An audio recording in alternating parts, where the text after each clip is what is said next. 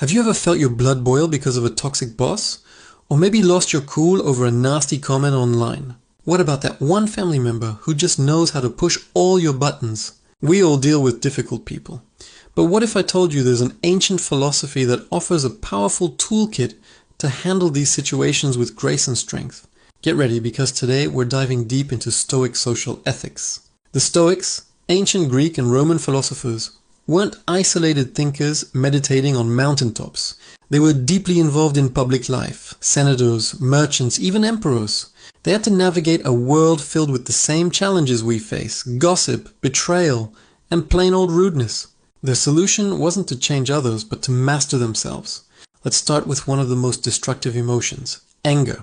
The Stoic philosopher Seneca wrote an entire book on it, called On Anger. He saw anger not as a natural, uncontrollable force, but as a form of temporary madness. He argued that anger stems from a combination of surprise and a feeling of being wronged. We think they shouldn't have done that, and our sense of justice feels violated. But Seneca offers a perspective shift. He says the best revenge is to be unlike him who performed the injury. When someone is rude, angry, or unfair, responding with more anger only drags you down to their level. You surrender your own peace and rationality. Instead, the Stoic path is to pause, breathe, and choose a rational response over a reactive one. This isn't about suppressing anger. It's about understanding its root and deciding it's not a useful or productive emotion. This brings us to the great Roman emperor, Marcus Aurelius.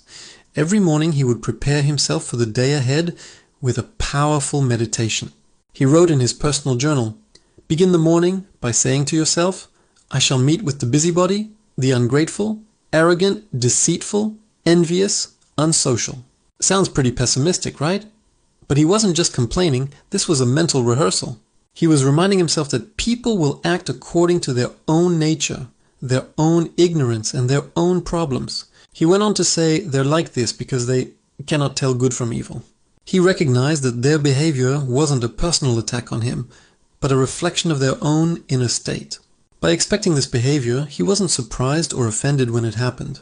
He had already decided not to let it disrupt his own mission, which was to be a good person and do his job. He understood that their actions couldn't harm his character unless he allowed them to. So how do we apply this ancient wisdom to our modern lives? Let's look at 3 common scenarios. First scenario, the toxic boss. Imagine your boss publicly blames you for a mistake they made. Your first instinct is probably a rush of anger and injustice. The Stoic approach isn't to yell back or quit in a rage. It's to first pause. Recognize the feeling of anger for what it is, a judgment that you've been unfairly treated. Now, reframe it. Your boss's behavior is a sign of their own insecurity and poor leadership. It's not a reflection of your worth. You can't control their actions, but you can control your response.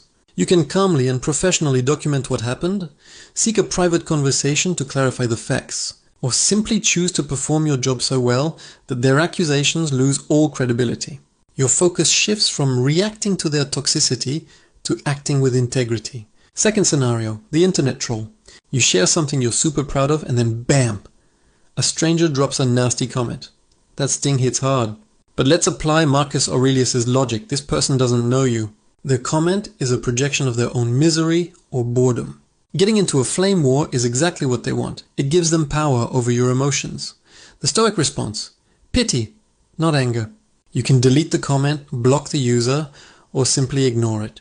You refuse to let a stranger with a keyboard dismantle your peace.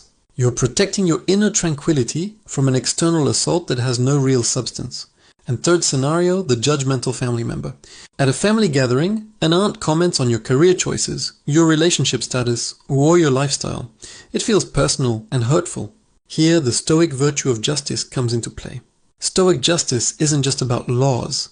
It's about treating all members of the human community with fairness and kindness, because we are all interconnected. Your aunt's judgment comes from her own worldview and anxieties. Instead of a sarcastic comeback, you could try to understand her perspective even if you don't agree with it. You could say, "I appreciate your concern, but I'm happy with my choices."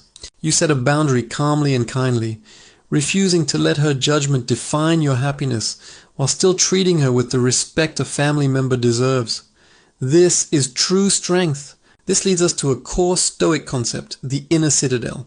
Imagine your mind is a fortress. The opinions of others, insults and misfortunes are like armies laying siege to it. They can shout, they can attack, but they cannot break through the walls unless you lower the drawbridge and let them in. Your reason, your principles, and your character are the walls of this fortress. When someone throws an insult your way, it's just their opinion. It only becomes an insult if you accept it as true and let it wound you. The Stoics teach us to be vigilant gatekeepers of our minds. We get to decide what we let in. The praise of others shouldn't inflate our ego, and their criticism shouldn't crush our spirit. Our self-worth comes from within, from living by our values and acting with virtue. This is why the Stoics emphasized the virtue of justice, which for them meant being fair, kind, and socially responsible. Marcus Aurelius constantly reminded himself that humans were made for one another. He wrote, "Men exist for the sake of one another. Teach them then or bear with them." The first choice is always to try and help, to gently correct or educate. But if that fails, we must bear with them, understanding their flaws without letting those flaws corrupt our own character. Being kind to someone who is unkind isn't a sign of weakness, it's the ultimate display of strength. You are refusing to let their negativity become your own. So let's bring it all together. What is the most important lesson from Stoic social ethics? It's this: the world will present you with difficult people and challenging situations. That is a given. You cannot control the traffic, the economy, your boss's mood, or what a stranger says online. The only thing you truly have absolute control over is your own mind, your response, your judgment. As the Stoic philosopher Epictetus said, "It's not things that upset us, but our judgment about things." The insult from a troll is just words. The unfair criticism from your boss is just an opinion. The judgmental comment from a relative is just a perspective. None of these things can truly harm your inner self, your character, your soul, unless you give them permission. The only thing that can truly hurt you is your own reaction. When you choose reason over rage, understanding over offense, and virtue over vengeance, you are not just surviving social challenges. You are thriving. You are building an unshakable inner peace. If this resonated with you, hit that like button and subscribe to Inner Stoic Guide for more wisdom. Thanks for watching.